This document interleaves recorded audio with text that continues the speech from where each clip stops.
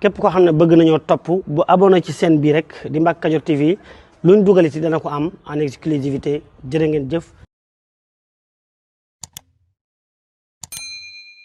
Seydi Muxtaar Laay mi nga xamante ni bi Mamadou Muxtaar Laay mi nga xamante ne bi moo fi bàyyi ko tabaarakallahu nekkoon xalifa Laayeen yi ñu gënoon ko doon ko wooye sëñ Maam Duudu tabaarakallahu mu nekkoon xalifa Laayeen yi ci diggante 2021